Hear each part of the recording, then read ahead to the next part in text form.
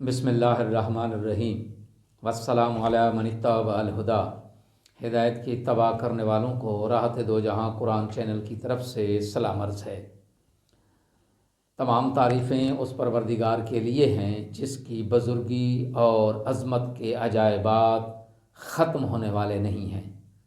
لاکھوں درود و سلام ہوں محمد و آل محمد پر۔ سامعین اکرام صاحبان ایمان، ہمارے آج کے سبق کا موضوع ہے سورہ آل عمران کی آیت نمبر 61۔ تو آئیے پروردگار کے پاک نام سے اپنے سبق کا آغاز کرتے ہیں۔ بسم اللہ الرحمن الرحیم۔ فمن حاجک فیہ من بعد ما جاءک من العلم فقل تعالوا ندعو ابناءنا وابناءکم ونساءنا ونساءکم وَأَنفُسَنَا وَأَنفُسَكُمْ ثُمَّ نَبْتَهِلْ فَنَجْعَلْ لَعْنَةَ اللَّهِ عَلَى الْكَاذِبِينَ۔ آیت کا ترجمہ: آپ کے پاس علم آ جانے کے بعد بھی اگر یہ لوگ عیسیٰ علیہ السلام کے بارے میں آپ سے جھگڑا کریں تو آپ کہہ دیں، آؤ ہم اپنے بیٹوں کو بلاتے ہیں اور تم اپنے بیٹوں کو بلاؤ، ہم اپنی بیٹیوں کو بلاتے ہیں اور تم اپنی بیٹیوں کو بلاؤ، ہم اپنے نفسوں کو بلاتے ہیں اور تم اپنے نفسوں کو بلاؤ، پھر دونوں فریق اللہ سے دعا کریں کہ جو جھوٹا ہو اس پر اللہ کی لعنت ہو۔ آیت کی تفسیر: یہ آیت تاریخ اسلام کے ایک نہایت اہم واقعے کی طرف اشارہ ہے۔ اس واقعے کو واقعہ مباہلہ کے نام سے یاد کیا جاتا ہے اور داعی اسلام کی حقانیت کی ایک واضح اور ناقابل تردید دلیل ہے۔ یہ واقعہ کچھ اس طرح سے ہے کہ فتح مکہ کے بعد غلبہ اسلام کا دور شروع ہوا اور اسلام نے جزیرہ نما عرب سے باہر پھیلنا شروع کیا۔ چنانچہ ہرقل روم، قصرۂ ایران، مقوقس، حارث شاہ ہیرا، شاہ یمن اور شاہ حبشہ تک اسلام کی دعوت پہنچ گئی۔ نجران کے مسیح ان حالات سے نہایت پریشان تھے۔ اتنے میں ان کے پاس رسول اللہ صلی اللہ علیہ وآلہ وسلم کی طرف سے دعوت اسلام پہنچ گئی۔ نجران کے مسیح پادریوں میں بے چینی پھیل گئی۔ ان کے ارباب حل و عقد اور سرداران قبائل ایک جگہ جمع ہو گئے اور اسلام سے بچنے کی تجاویز زیر غور آئیں۔ اس گرما گرم بحث میں کچھ لوگ اسلام کے حق میں موقف رکھتے تھے، لیکن اکثر لوگ اسلام کے خلاف سخت موقف رکھتے تھے۔ آخر میں اپنے رہنماؤں السید اور العاقب کی رائے معلوم کی تو ان دونوں نے کہا کہ دین محمد صلی اللہ علیہ وآلہ وسلم کی حقیقت معلوم ہونے تک اپنے دین پر قائم رہیں۔ ہم خود یثرب جا کر قریب سے دیکھتے ہیں کہ محمد مصطفیٰ صلی اللہ علیہ وآلہ وسلم کیا دین لائے ہیں۔ چنانچہ السید اور عاقب اپنے مذہبی پیشوا ابو حاتم کی معیت میں 14 رکنی وفد اور 70 افراد کے ہمراہ یثرب کی طرف روانہ ہوئے۔ یہ لوگ نہایت ہی نفیس لباس زیب تن کیے ہوئے نہایت ہی تذک و احتشام کے ساتھ شہر مدینہ میں داخل ہوئے اور اہل مدینہ کا یہ کہنا ہے کہ ہم نے ان سے پہلے اس طرح کے زیبا ترین وفد نہیں دیکھے، یعنی بہت ہی اعلیٰ قسم کا انہوں نے لباس پہنا ہوا تھا۔ چنانچہ جب وہ مسجد نبوی میں داخل ہوئے تو ان کی عبادت کا وقت آ گیا۔ ناقوس بجایا اور انہوں نے مشرق کی طرف رخ کر کے عبادت شروع کر دی۔ لوگوں نے روکنا چاہا، اصحاب کرام نے روکنا چاہا، لیکن آپ صلی اللہ علیہ وآلہ وسلم نے منع فرما دیا۔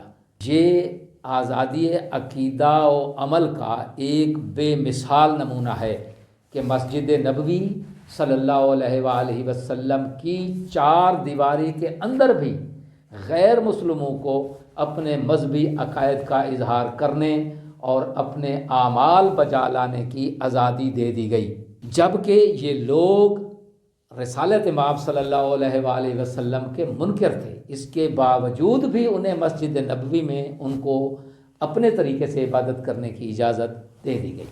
अक़ीदे के मामूली इख्तलाफ पर मुसलमानों को वाजिबुल कत्ल करार देने वाले दहशत गर्दों की पॉलिसी और रसूल रहमत सल्लल्लाहु अलैहि वसल्लम की पॉलिसी में किस कदर फासला नज़र आ रहा है। इन्हें 3 दिन तक मोहलत दी गई। 3 रोज़ के बाद हजूर अकरम सल्लल्लाहु अलैहि वसल्लम ने उन्हें इस्लाम कबूल करने की दावत दी, तो उन्होंने कहा कि मसीह अलैहिस्सलातु वस्सलाम के बाद आने वाले नबी से मुतल्लिक तौरात में मौजूद तमाम औसाफ आप सल्लल्लाहु अलैहि वसल्लम के अंदर मौजूद हैं, सवाए एक सिफत के जो सबसे अहम है, वो ये कि आप मसीह अलैहिस्सलाम को बुरा भला कहते हैं, उनकी तकज़ीब करते हैं, उन्हें बंदाए खुदा कहते हैं। रसूल अकरम सल्लल्लाहु अलैहि वसल्लम ने फरमाया, मैं मसीह अलैहिस्सलातु वस्सलाम की तस्दीक करता हूँ, उन पर ईमान लाता हूँ और गवाही देता हूँ कि वो नबी मुरसल और अब्द खुदा थे। तो उस वफ़द के अफराद ने कहा कि क्या वो मुर्दों को ज़िंदा नहीं करते थे, क्या वो मादरजात अंधों को बीनाई नहीं देते थे और बर्स के मरीज़ों को शिफा नहीं देते थे। हजूर अकरम सल्लल्लाहु अलैहि वसल्लम ने फरमाया, ये सब बइज़्न खुदा वो अंजाम देते थे। वफ़द के लोगों ने कहा कि मसीह बग़ैर बाप के पैदा हुए हैं, भला कोई बंदा बग़ैर बाप के भी पैदा होता है। आप सल्लल्लाहु अलैहि वसल्लम ने फरमाया कि अल्लाह के नज़दीक ईसा अलैहिस्सलातु वस्सलाम की मिसाल आदम अलैहिस्सलातु वस्सलाम की तरह है कि उसे मट्टी से खल्क फरमाया, फिर हुक्म दिया कि हो जा, तो बस वो हो गया। नजरान का वफ़द अपनी हठ धर्मी पर कायम रहा, उन्होंने दलील और बुरहान को कबूल ही नहीं किया। उस वक्त हजूर अकरम सल्लल्लाहु अलैहि वसल्लम पर गशी की सी कैफियत तारी हो गई और ये आयत यानी सूरह आले इमरान की आयत नंबर 61, जिसको आया मुबाहला भी कहते हैं, ये नाजिल हुई। हजूर ने ये आयत पढ़कर हाज़रीन को सुनाई और फरमाया कि अगर तुम अपनी हठ धर्मी पर कायम रहे तो अल्लाह ने मुझे हुक्म दिया है कि तुम्हारे साथ मुबाहला करो। वफ़द वाले अपने ठिकाने पर वापस चले गए और आपस में कहने लगे कि मोहम्मद सल्लल्लाहु अलैहि वसल्लम ने हमें एक फ़ैसला कुन दोराहे पर लाकर खड़ा कर दिया है। कल देखो वो किस किस्म के लोगों के साथ मुबाहले के लिए निकलते हैं, अपने सारे पैरोकारों के साथ आते हैं या अपने बड़े असहाब के साथ या अपने करीबी रिश्तेदारों और थोड़े दीनदार लोगों के साथ आते हैं। अगर ये बड़ी जमीयत की मायत में जाहो जलालत के साथ शहाना अंदाज में निकलते हैं तो कामयाबी तुम्हारी है, वफ़द वालों ने कहा, यानी हमारी कामयाबी है। अगर तवाज़ो के साथ चंद ही लोगों के साथ निकलते हैं तो ये अंबिया की सीरत और उनके मुबाहले का अंदाज़ है। इस सूरत में तुम्हें मुबाहले से गुरेज करना चाहिए। दूसरी तरफ रात भर मुसलमान आपस में क्या साराइयाँ करते रहे कि कल रसूल अकरम सल्लल्लाहु अलैहि वसल्लम किन किन हस्तियों को साथ लेकर जाते हैं। 24 ज़िलहिज्जा की सुबह जब तुलू हुई और हक़ व बातिल में हमेशा के लिए एक फ़ैसला कुन दिन आ गया, तो रसूल अकरम सल्लल्लाहु अलैहि वसल्लम ने हुक्म दिया कि 2 दरख्तों को काट कर उनकी दरमियानी जगह को झाड़ू देकर साफ़ किया जाए। सुबह हुई तो इन दोनों दरख्तों पर एक स्याह चादर खैमे की शक्ल में डाल दी गई। नजरानी वफ्त में असैयद और आकिब अपने दोनों बेटों की मायत में निकले।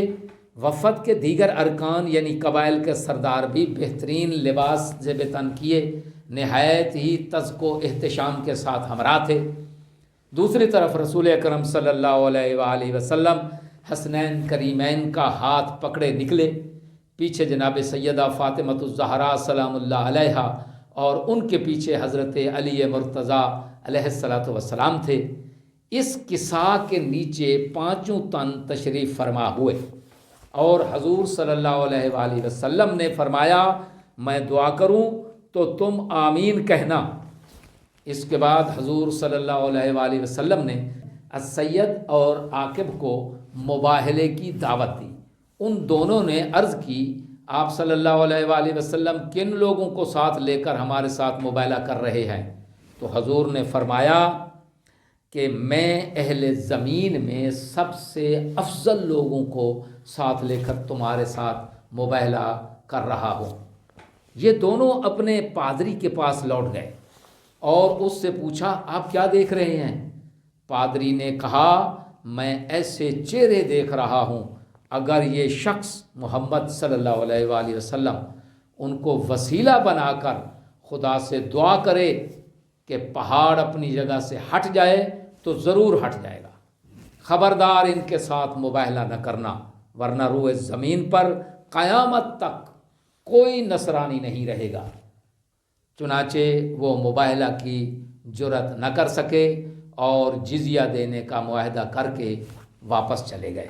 آیت میں بیان ہونے والے اہم نکات، پہلا نقطہ یہ ہے کہ مباہلے کی باری تب آتی ہے جب واضح عقلی دلائل سے انکار کیا جائے۔